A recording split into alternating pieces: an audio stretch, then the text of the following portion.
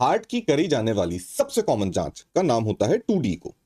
अब इस 2D eco में 2D का मतलब होता है 2 डायमेंशनल और इको होता है इकोकार्डियोग्राफी का शॉर्ट फॉर्म। इसका पूरा नाम 2D eco cardiography colour Doppler ये होता है। अब जैसे पेट का अल्ट्रासाउंड किया जाता है बिल्कुल वैसे ही सेम अल्ट्रासाउंड की मशीन पे खाली ये जो प्रोब होता है जो पेशेंट के ऊपर लगाया जाता है इसको बदल के सेम मशीन पे इको की जांच करी जाती है। ये जांच मोस्टली करते हैं हार्ट के डॉक्टर यानी कि कार्डियोलॉजिस्ट। अब इस जांच में जो हमारा हार्ट है उसका स्ट्रक्चर और फंक्शन दो चीजें पता कर लेते हैं हम। और जो इमेज है वो कुछ ऐसी दिखती है। अब आप इसमें अगर ध्यान दें तो ये चार चेंबर दिख रहे हैं, एक, दो, तीन और ये चार। और ये जो चार चेंबर होते हैं हार्ट के ये इसमें एग्जैक्टली ऐसे दिख जाते हैं।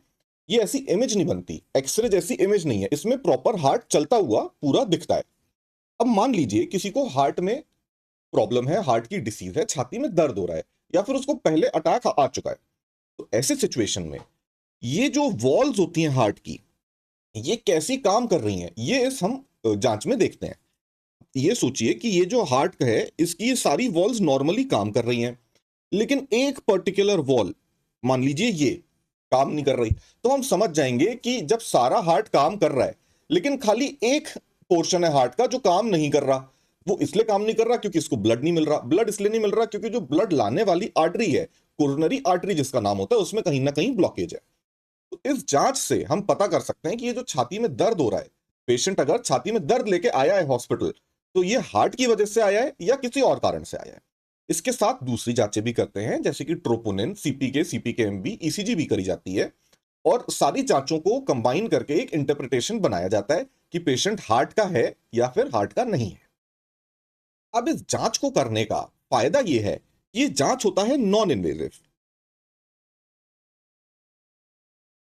नॉन इन्वेजिव से मतलब होता है कि जैसे आप एंजियोग्राफी कराने जाएंगे तो पांव की नस से कैथेटर यानी कि तार जैसा डाल देंगे। अगर आप ब्लड सैंपल भी देने जाएंगे तो एक सुई तो चुभेगी, लेकिन इस जांच में ना कोई सुई चुभती है, ना कोई इंजेक्शन जाता है, ना कोई डाई जाती है, ना कोई तार जाता है। सिंपली एक प्रोब आपके हार्ट के ऊपर यानी कि छाती पर लगा दी जाती है। ना खाली पेट की जरूरत है, ना भरे पेट की जरूरत है, ना सुबह ना शाम। जब चाहें तब आप जा सकते हैं और जब चाहिए जांच करा सकते हैं। अगर सीटी स्कैन कराते हैं तो सीटी स्कैन में रेडिएशन होता है, एक्सरे में भी रेडिएशन होता है जो लॉन्ग टर्म में बार बार कराया जाए तो हार्मफुल है। मतलब इस जांच को कराने में पेशेंट को कोई भी नुकसान या फिर साइड इफेक्ट नहीं हो सकता। ये जांच जरूरी नहीं है कि खाली हार्ट अटैक यानी कि छाती के दर्द के डायग्नोसिस के लिए करी जाए। कई बार ये जांच छोटे बच्चों में भी करी जाती है। वाल्व अगर लीक कर रहा है हार्ट का तब भी करी जाती है और कई कारण होते हैं। तो देखिए क्या है, ये चार चेंबर हैं,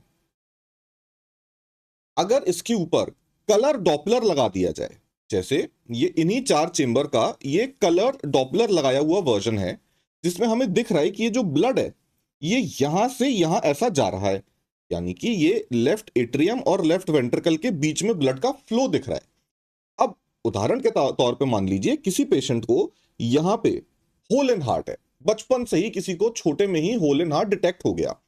तो ये ऐसी दो चेंबर के बीच में दीवार जैसी सेप्टम जिसे कहते हैं हम, ये नहीं दिखेगा।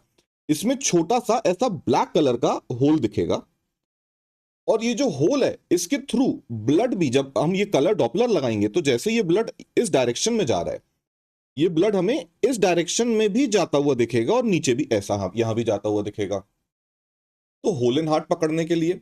दूसरा, अगर ये जो आपको दिख रहे हैं ये वाल्व्स हैं, अगर इस वाल्व के थ्रू ब्लड लीक हो रहा है तो वो लीक होता हुआ हमें ब्लड छोटा सा यहाँ पे दिख जाएगा। जैसे ये पूरा रेड कलर का आपको दिख रहा है, यहाँ पे छोटा सा एक ब्लू कलर का आपको दिख जाएगा कि यहाँ से थोड़ा सा ब्लड लीक भी कर रहा है। अगर ये बहुत ज्यादा लीकेज होता है तो वाल्व बदलने की नौबत भी आ सकती है। तो ऐसे कई बीमारियां होती हैं जो हम हार्ट की खाली इको, सिंपल जांच इको से पकड़ सकते हैं।